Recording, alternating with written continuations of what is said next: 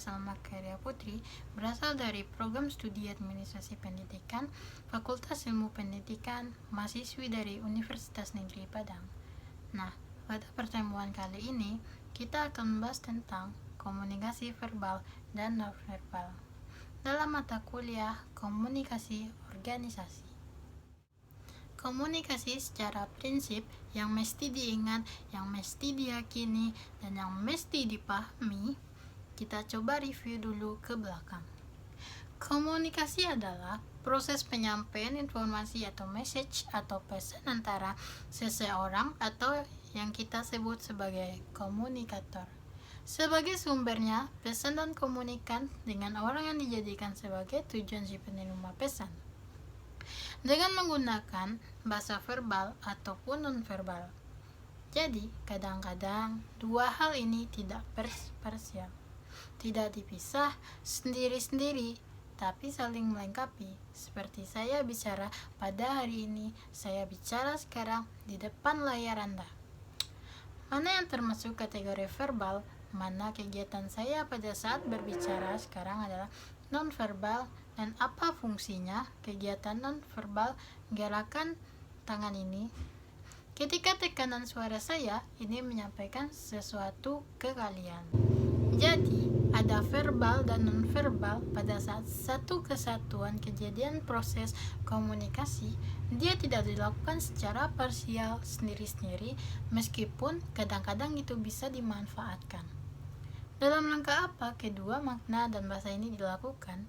Yaitu dalam rangka pencapaian satu versi makna yang sama, sehingga komunikasi bisa dikatakan efektif.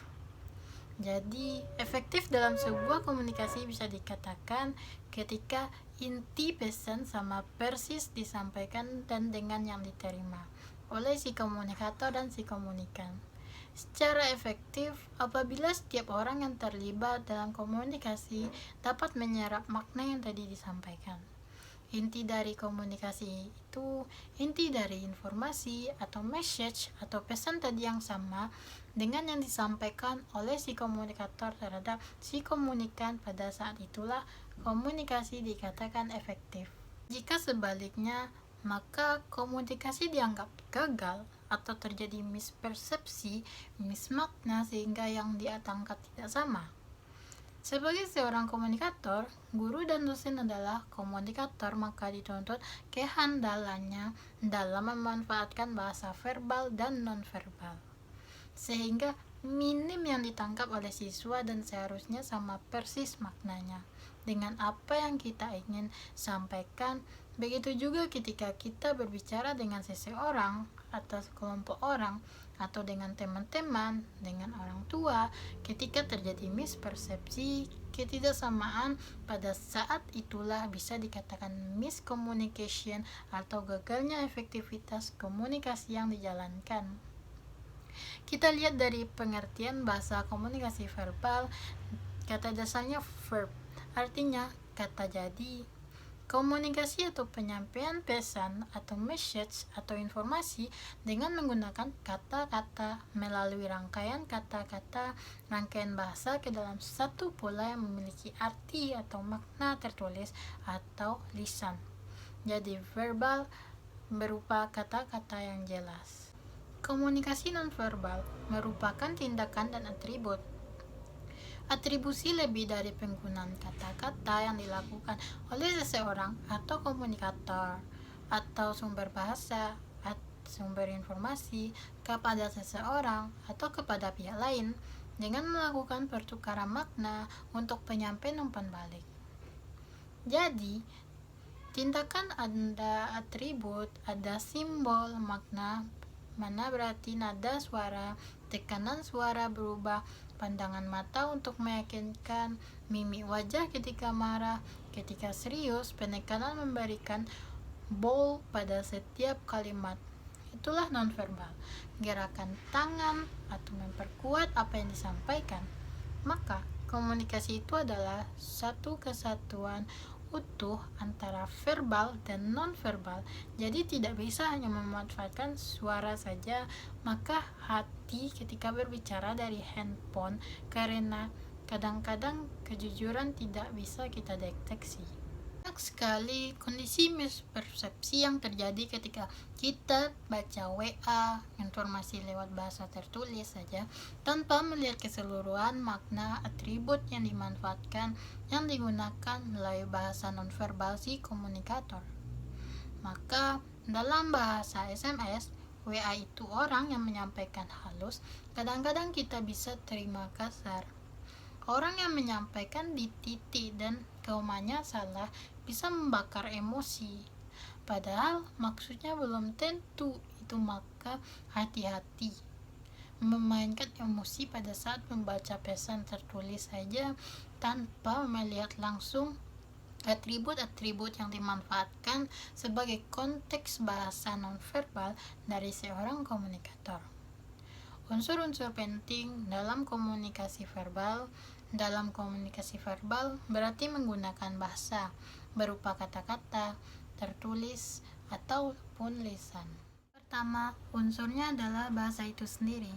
Pada dasarnya, bahasa merupakan suatu sistem lambang yang memungkinkan orang berbagi informasi atau berbagi makna tentang satu hal. Lambang bahasa yang digunakan adalah bahasa verbal lisan, tulisan, ataupun elektronik yang tadi saya bilang, berupa WA, SMS, dan lain sebagainya. Yang kedua, kata merupakan unit dari lambang. Unit berarti bagian terkecil dari lambang. Kalau lambangnya kalimat, maka unit terkecilnya adalah kalimat. Dalam bahasa, kata adalah lambang yang melukiskan orang, melukiskan benda, kejadian, atau kata. Jadi, kejadiannya adalah terbakarnya api yang begitu besar. Maka dilambangkan kejadian itu dengan memanfaatkan lambang berupa kata. Kita membuatnya kebakaran. Jadi tidak kita bilang lagi api besar, terjadi kebakaran, selesai. Dan dua inilah unsur penting dari bahasa verbal. Sekarang kita lihat bagaimana dengan non-verbal. Kalau verbal tadi berupa kata-kata, berarti ini bukan berupa kata-kata. Selagi bukan berupa kata-kata, maka dia masuk ke dalam kategori non-verbal. Ada satu studi, sebuah penelitian yang dilakukan oleh Albert Mehrabian yang menyatakan tingkat kepercayaan dari pembicaraan orang. Jadi, dari struktur bahasa, dari kata-kata yang keluar, kepercayaan orang itu tidak lebih dari 7-10%. Nah, kalau Mehrabian itu menyatakan sekitar 7% kepercayaan orang dari bahasa atau kata yang keluar. Sementara dari bahasa, kalau tadi pembicaraannya secara utuh yang keluar dari mulutnya, itu 7%. Kalau dari bahasanya yang dimanfaatkan, yang digunakan sedemikian rupa, ternyata indah, itu baru 38%. Berarti 38 ditambah 7%, sekitar 45%. Sisanya 55% di mana? 55% adalah kepercayaan orang atas. Komunikator ketika berbicara itu diambil dari vokal suara tinggi, rendahnya nada berbicara, daya tekan dari setiap intonasi yang keluar dari ekspresi muka, mimik muka, body language. 55% kalau kita satukan berarti itu adalah nonverbal. Simpulannya apa? Berarti orang jauh lebih percaya kepada bahasa nonverbal kita dibandingkan tuturan kata-kata atau bahasa yang kita desain sedemikian rupa dalam hal verbal. Tapi 55% tidak cukup. Makanya kedua hal ini dalam proses komunikasi menjadi satu kesatuan, bukan parsial. Sehingga verbal dilengkapi dengan nonverbal. Ketika memanfaatkan nonverbal, verbal menjadi pelengkap, maka sempurnalah yang 100% tadi. Sekarang kita coba analisis kategori komunikasi nonverbal. Yang pertama, pribadi, artinya pada individu. Contohnya, dalam kebiasaan seseorang ketika mengerutkan, mata ketika merasa gugup, Bata ketika akan mulai bicara atau memberikan kode mata ketika menyatakan suka. Yang kedua, budaya. Artinya apa? Artinya nonverbal dimanfaatkan untuk kebiasaan pada sekelompok masyarakat atau orang di suatu wilayah tertentu. Misalnya, orang Jepang membungkukkan badan ketika bertemu dengan orang lain. Itu adalah bahasa nonverbal sebagai kategori budaya, dan itu hanya berfungsi atau berlaku di wilayah tertentu. Sebagai bentuk penghormatan, di Jepang mereka ketika bertemu dengan orang lain membungkukkan badan. Kalau di Indonesia apa ya? Atau di Sumatera Barat apa? Atau di wilayah Anda di Pulau Jawa punya nonverbal masing-masing dari sisi budayanya. Ketiga, profesional. Berarti kebiasaan yang dilakukan pada profesi tertentu. Misalnya apa?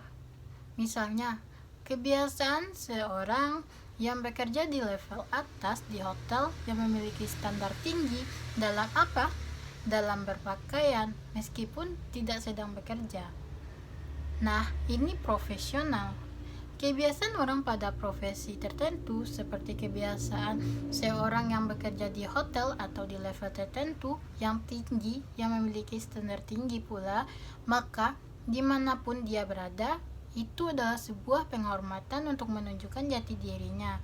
Maka pakaiannya akan selalu mirip, tetap meski casual atau formal, tetap menunjukkan identiti sebagai seorang dengan level yang sama.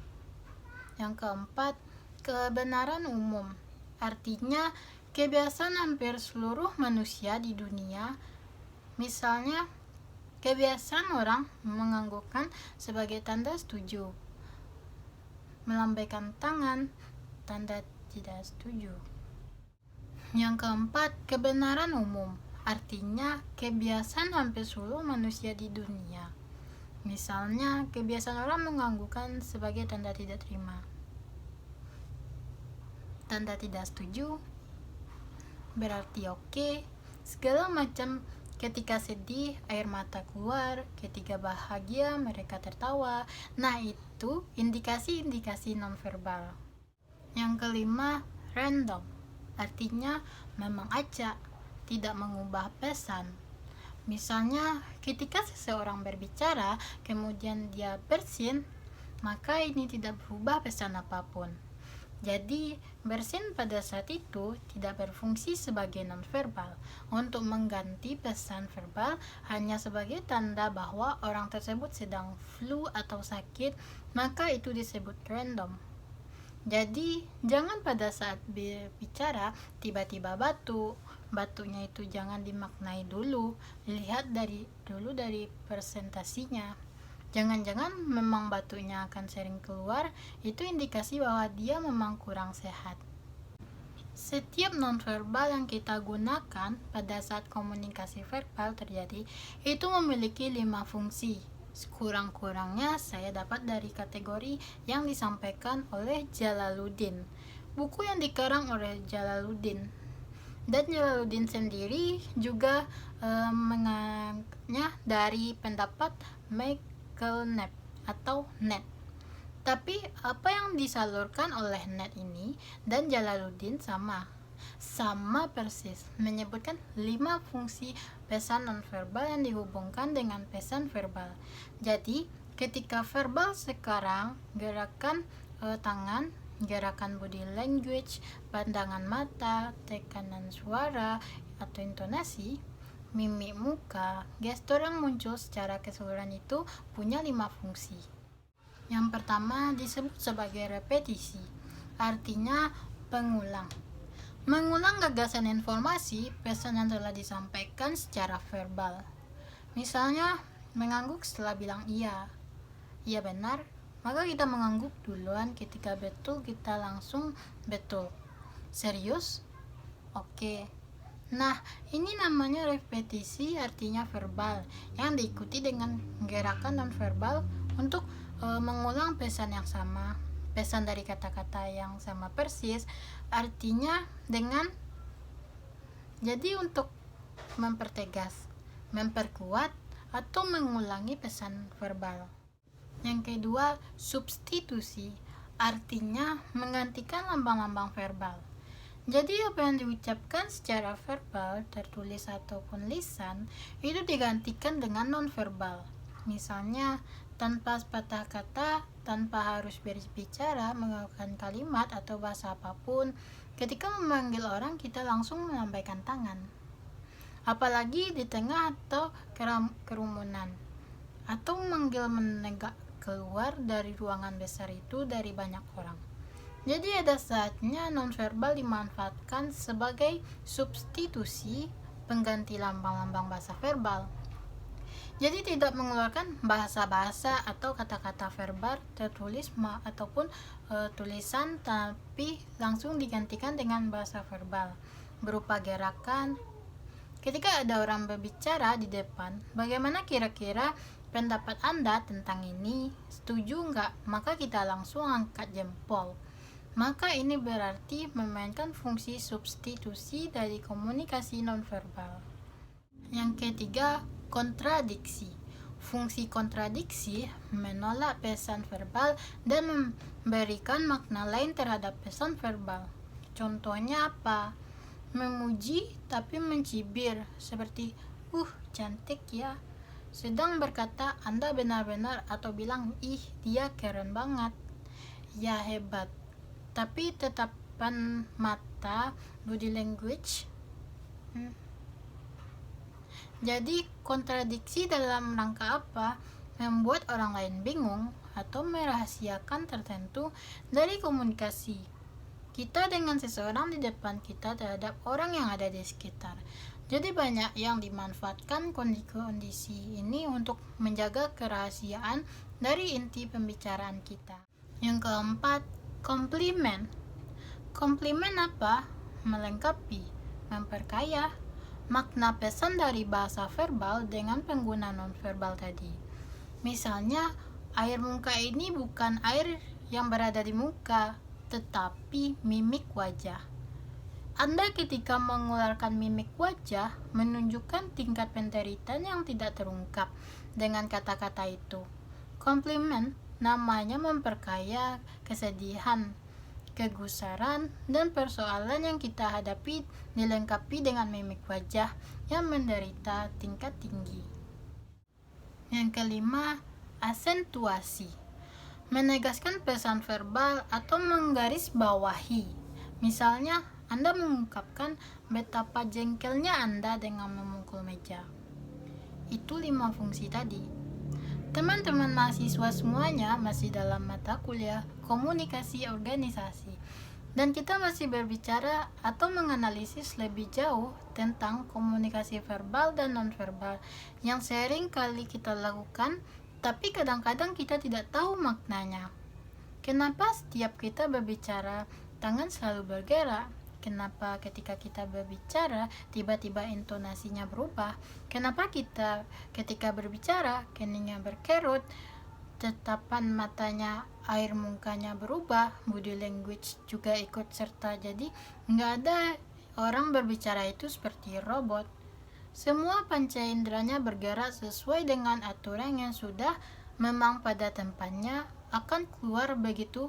Jadi nggak dibentuk-bentuk. Bagaimana dengan komunikasi verbal di perusahaan atau organisasi? Yang jelas secara cepat kita coba lihat. Yang pertama, memberikan informasi yang berkaitan dengan produk atau profil di berbagai media yang mungkin untuk dilihat oleh konsumen, seperti media sosial atau website produk. Nah, itu komunikasi verbal.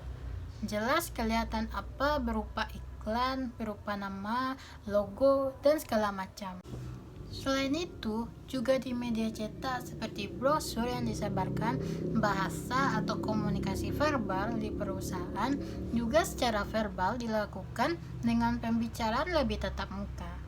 Melalui telepon untuk memberikan informasi mengenai apa yang dibutuhkan oleh konsumen, melalui rapat, dan segala macam. Kemudian kita akan coba mendeteksi bahwa komunikasi nonverbal bagaimana di perusahaan, kalau tadi verbal, sekarang nonverbal.